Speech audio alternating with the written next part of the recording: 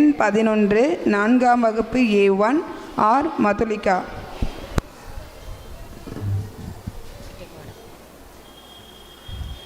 அனைவருக்கும் வணக்கம்.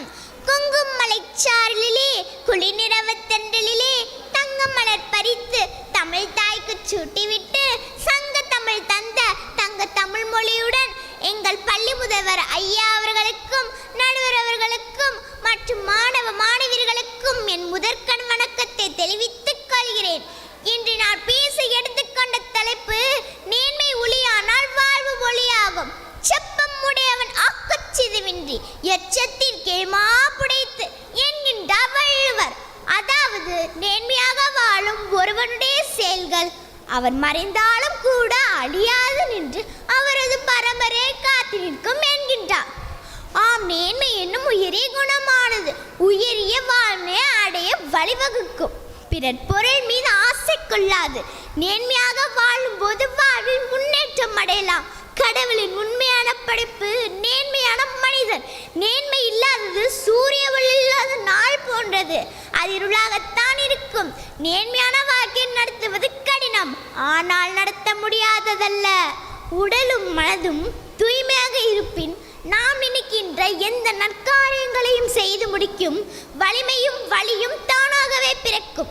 நேர்மை என்ற விளக்கானது அது தன்னை மட்டுமே வெளிச்சத்திற்கு கொண்டு வருவதில்லை, தன்னை சுற்றி உள்ளவர்களை வழிப்படுத்தும். நேர்மை எங்கு எவரிடம் காணப்படுகிறதோ அங்கு மதிப்பு மரியாதையும் இருக்கும்.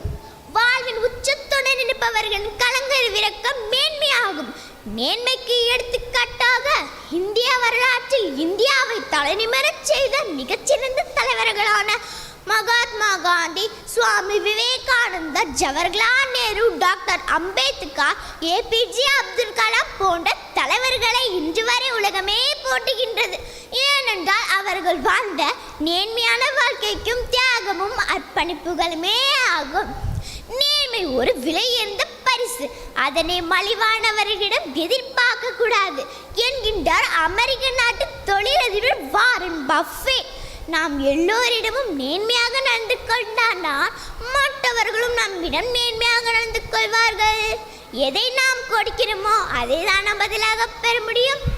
எனவே நமது சொல், செயல், நடை, உடை, பாவனை, கொடுக்கல் வாங்கல் அனைத்திலும் நமது நேர்மையை வெளிப்படுத்தி கொண்டே இருக்க வேண்டும். செய்கின்ற தொழில், வாழ்கின்ற வாழ்க்கை, சந்திக்கின்ற மனிதர்கள் என முடிந்த வரைக்கும் மனசாட்சிக்கு உண்மையாக இருப்பதுதான் ஒரு மனிதனுடைய சிறந்த வாழ்க்கையாக இருக்கும். நேரங்கள் நேர்மையானவை, அதனால்தான் யாருக்காக காத்திருப்பதில்லை. நேர்மையான வாழ்க்கை, ஆனந்தமான வாழ்க்கை, ஆனந்தமாய் வாழ்வோம். ஒரு சிறிய கவிதையுடன் என் உரையை முடித்துக் கொள்கிறேன். நேர்மையாக வாழ்ந்து எதை சாதித்து விட்டார், நேர்மையாக வாழ்ந்து எதை சாதித்து விட்டார் என்று கேட்பவர்களிடம் தைரியமாக சொல்லுங்கள். நேர்மையாக இருப்பதே பெரிய சாதனை என்று.